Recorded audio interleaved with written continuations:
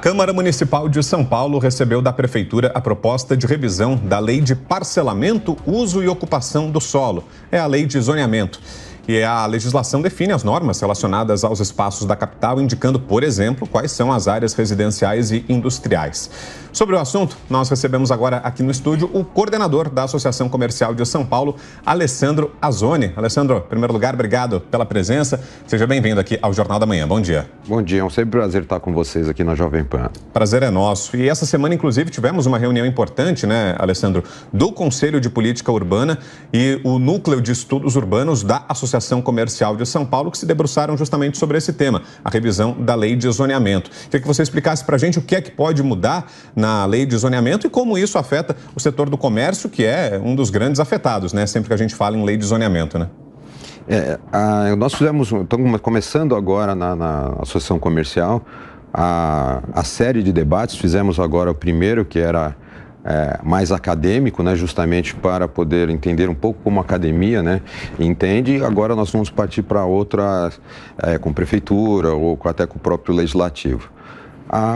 O plano praticamente o plano de zoneamento é que vai definir praticamente esses regramentos. Nós temos o plano diretor, que acabou de ser revisto, e agora tem as suas adequações do que foi revisto.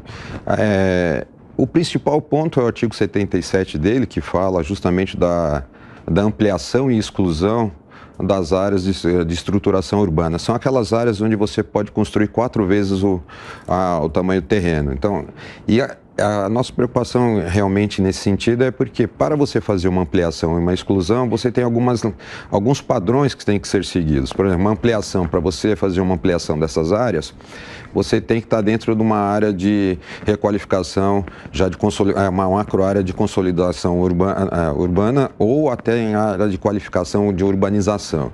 E os lotes têm que estar dentro, na sua maior parte, dentro desse critério para uma ampliação. Para a exclusão é mais complexo ainda, porque aí você tem dentro dos EUs, você tem a parte que fala sobre a questão ambiental, tem a questão de patrimônio histórico, cultural. E, então, esses critérios têm que ser levados em conta quando você vai fazer uma exclusão dessas áreas. Fora isso, tem alguns pontos que ficaram do plano diretor de 14 e depois agora revisto nessa nova alteração, justamente algumas modificações que realmente ficavam difíceis de ser aplicadas. Por exemplo, a questão da consolidação praticamente do que é o conceito de praças urbanas, a questão também do uso misto em NR 112, que é para incentivar justamente essa questão do uso misto. Alguns procedimentos também que ficavam difíceis de ser aplicados, principalmente naquela operação centro, né, que é a requalificação do centro. Alguns critérios urbanísticos ficam muito difíceis de ser aplicados para você fazer a questão da requalificação do centro. Então, alguns critérios desses estão sendo apresentados justamente para que se possa fazer essa requalificação do centro. Agora, Alessandro, você falou sobre a questão do plano diretor aqui agora, enquanto você falava, eu estava observando. Eu queria que você falasse para a nossa audiência qual que é a diferença da lei de zoneamento para o plano diretor. Lei de zoneamento, para quem não sabe, para quem está assistindo a gente, é a lei que autoriza a construção de um edifício ou de uma indústria aqui na capital paulista. Qual que é a diferença de um para o outro? O plano diretor, ele dá o norteamento do desenvolvimento urbanístico da cidade. Então, são as regras de como a cidade deve crescer. Por isso que tem que ter uma revisão. Quando ele foi feito em 14, e nós temos um processo de revisão já previsto, e depois nós temos ele a refazê-lo em 10 anos. Por quê? A cidade muda, a cidade é muito dinâmica, né? Então, aquele projeto 14 que se esperava um certo desenvolvimento numa determinada região, ou ocorreu demais ou não ocorreu. Então, você precisa fazer uma revisão desse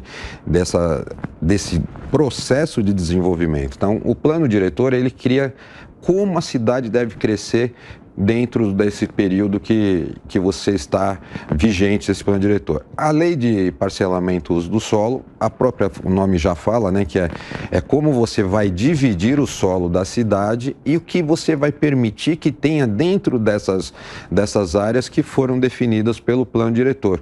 Os critérios urbanísticos, quanto você pode construir, se você pode colocar uma indústria, se você pode colocar um comércio, qual é o tamanho do empreendimento que pode colocar, qual é a capacidade cidade, você pode construir no seu terreno para a sua casa. Então, delimita praticamente o que foi definido no plano diretor. Então, o plano diretor é um macro e depois você vai para a definição lote a lote. Perfeito. Ótima explicação. Alessandro, vou convidar agora aqui para a conversa o nosso comentarista Nelson Kobayashi, que também tem uma pergunta. Diga lá, Koba. Doutor Alessandro, sempre um prazer falar com o senhor, muito bom dia. Doutor Alessandro, eu gostaria que o senhor explicasse como é que fica essa questão da revisão da lei de zoneamento em relação a alguns direitos adquiridos. Por exemplo, se em determinado bairro é possível que haja comércio e habitação e agora essa nova lei de zoneamento poderia falar que naquele lugar tem que ser só habitação, como é que ficam os comércios que estão já ali desempenhando a sua atividade? Ou vice-versa, né? Alguém que reside em um bairro estritamente residencial e que agora vai ser autorizado a ter atividades comerciais, de repente até atividades de bares, por exemplo, que pode gerar também um incômodo em barulhos noturnos. Como é que fica essa questão do direito adquirido em relação à revisão da lei de zoneamento? Essa questão já foi até discutida no antigo plano diretor. Koba, sempre um prazer estar com você. Isso já foi até discutido no próprio plano diretor passado, que foi de 14, justamente porque você tinha áreas já consolidadas e quando você fez a reformulação e depois você fez a lei de parcelamento, e justamente entrava em conflito essas situações do direito adquirido. A situação é bem complexa, porque enquanto você tem a sua licença de funcionamento operando, você pode operar naquela determinada área. A partir do momento que você faça qualquer alteração dentro desse padrão e você tem que tirar uma nova licença, aí você tem que entrar no procedimento da lei vigente. E aí você corre o risco de você ficar numa área, você ficar como irregular naquela situação. A ideia da revisão, é que houve até um conflito nesse sentido, é que é uma revisão. O que é uma revisão? São aqueles procedimentos que foram colocados tanto na lei, no plano diretor de 14, como na lei de parcelamento e uso do solo de 16, justamente aquelas adequações que foram colocadas, mas foram difíceis de serem colocadas em práticas, porque na prática ela acabou dando uma distoância. Eu fui membro da Câmara Técnica de Legislação Urbanística da Secretaria Municipal de Licenciamento Urbano e chegou muitos casos que eram justamente esses conflitos que eram colocados dentro de casos práticos com a lei, e ali acabava saindo uma resolução da CTLU para normatizar exatamente os próximos licenciamentos. A ideia da revisão é essa, não é fazer um novo plano. Então, essas questões de mudança de uso, eu não acredito que venham a ocorrer. A única preocupação que eu tenho é justamente essa ampliação e a questão de exclusão dessas áreas de zelos, né? Porque são zonas de estruturação urbana, onde você tinha os eixos praticamente de desenvolvimento urbano. O que seriam isso? Onde você tem corredor de ônibus, tem metrô, então você já tem essa área requalificada. Então eu acredito que nesse ponto de mudança de zoneamento para perda de direitos, eu acredito que isso não venha a ocorrer e nem deveria ocorrer isso dentro da Câmara nesse momento, porque é um processo revisional, não é um processo de fazer uma nova lei. E o direito adquirido, ela fica relativo ao processo de enquanto você tem a sua licença de funcionamento ativa. Qualquer alteração dela, você acaba, na análise, ela volta na lei que estiver atual e aí você pode correr o risco de ficar irregular. E trazendo um exemplo prático, Alessandro, falando de bairros onde não são permitidas atividades comerciais, a gente tem como principal exemplo o caso dos Jardins, né? Bairro que fica próximo da Avenida Paulista, inclusive, da sede da Jovem Pan, onde a gente está aqui em São Paulo.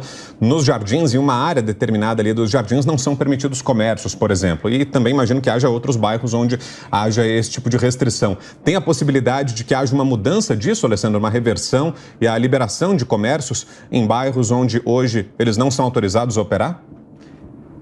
Olha, pode até ocorrer a nível de Câmara Municipal, mas não deveria. Essa questão do zoneamento, principalmente na questão dos jardins, ela ficou muito potencializada no plano diretor, justamente na lei de uso e ocupação, justamente porque tinha alguns eixos, como a Gabriel Monteiro da Silva, entre outras, e mais uma outra via que era a Avenida Europa, era justamente porque você tinha um comércio já consolidado e aí, por causa de estar lindeiros, né, próximos à área residencial, que era justamente o bairro dos Jardins, ficou essa... Pode ou não pode? Aí se transformaram, só poderia ter showroom. O showroom não poderia vender, então aí ficava uma situação meio desconexa. Então, o problema todo hoje é que, assim, você tem que ver a cidade como uma macro, né? Você não pode olhar simplesmente para os moradores da região e falar assim, olha, eu quero proteger meu bairro, eu não quero que venha comércio. Mas se a área já está consolidada, praticamente você vai fazer com que aqueles imóveis fiquem inativos ou abandonados. É como nós temos na questão da própria Avenida Dom Pedro, que tem os casarões ali que tem o tombamento justamente por causa do Museu do Ipiranga. A questão de manutenção daqueles imóveis fica quase impossibilitada, eles estão sendo todos invadidos porque o próprio proprietário não tem o interesse de fazer, não consegue fazer a manutenção deles porque o uso permitido que está no local não permite que você faça algumas adequações. A mesma situação ocorreu naquela época com a questão da Avenida Indianópolis e República do Líbano, porque também era uma área consolidada e ficava a discussão de showroom ou mesmo se poderia colocar atividades. Essa questão, ela tem que ser colocada como... justamente como está hoje. É uma área consolidada, então não adianta você tentar... fazer uma proteção para o meu bairro e colocar uma situação de como o próprio Coba colocou, né, que é a questão do direito adquirido. Agora, Alessandro, existe uma fiscalização hoje para quem não siga, não cumpra as regras da lei de zoneamento aqui na capital paulista? Sim, a prefeitura ela faz essa questão, a própria prefeitura faz esse controle. Mesmo porque para a obtenção das licenças de funcionamento são levados em conta os parâmetros do lote. Então, a própria subprefeitura faz a fiscalização, os órgãos fiscalizadores, a própria Secretaria do Verde também faz a sua fiscalização por causa das questões de cotas ambientais. Então, essa questão da fiscalização da prefeitura é muito atuante nesse sentido. E as próprias associações de bairro, ela acaba fazendo também uma fiscalização muito constante nesse sentido e são muito provocadas pelo próprio Ministério Público, que acaba fazendo ações justamente cobrando a prefeitura a fiscalização dessas áreas. E para fecharmos, Nelson Kobayashi, a saideira é sua. Koba, última pergunta. Doutor Alessandro, então, para finalizar, eu gostaria que o senhor fizesse uma explanação mais ampla aqui. O que a gente tem de novidade? O que o paulistano pode esperar, tanto do novo plano diretor e agora com a revisão da lei de zoneamento? A gente vai ter prédios mais altos na cidade, a gente vai ter esse tanto de construção de novos empreendimentos imobiliários que a gente viu acontecendo nos últimos anos? Tem alguma determinação para ter mais praça também, mais área verde na cidade? Assim, os principais pontos do plano diretor e que está sendo tratado agora também na revisão da lei de zoneamento. Eu acho que o principal ponto que foi colocado no plano diretor nessa alteração foi a questão, justamente como eu falei, a questão da exclusão e ampliação das zonas de estruturação urbana. Elas vão ter uma modificação desse zoneamento. Então, e aí tem que ser levado essas questões dos critérios técnicos, por exemplo, como eu falei mesmo, a questão da área ambiental, então a questão do patrimônio histórico e cultural, até a questão da própria questão de comércio e industrialização. Mas tem alguns aspectos muito bons, por exemplo, até a questão da sobreposição de benefícios para a construção. Quem faz fachada ativa e fruição pública, só para o telespectador entender, a fachada ativa é quando você coloca os comércios embaixo para você põe o comércio embaixo. E a fruição pública é quando você deixa seu térreo com mobilidade, ou seja, você deixa que aquela área do seu térreo, as pessoas consigam transitar dentro dela com comércio. Isso dava... você fazendo as duas, somava-se e você ganhava potencial construtivo. Então, nesse caso, eles estão querendo colocar que não há sobreposição disso para justamente evitar que tenha construções mais altas fazendo os dois processos. A questão também do Renova Centro, a questão que é muito importante a questão de estudo da questão dos processos urbanísticos que estão sendo colocados para a questão dessa reestruturação do centro antigo, é muito importante também. A questão da regulação das praças públicas, isso é muito importante também para justamente ampliar a questão do verde na cidade. Eu acho que tem muitos aspectos positivos, só alguns critérios técnicos, como eu falei, que acho que tem que ser levados em consideração, que é essa questão da ampliação e exclusão. Muito bem, ouvimos aqui no Jornal da Manhã o Alessandro Azzoni, que é coordenador da Associação Comercial de São Paulo. Obrigado, viu, Alessandro, mais uma vez pela sua presença aqui com a gente. Muito bom ouvi-lo, esclarecendo todas as dúvidas sobre esse, que é um assunto que sempre rende, né, que sempre gera debate nas principais cidades, a lei de zoneamento. Valeu, Alessandro, obrigado. Obrigada, Alessandro.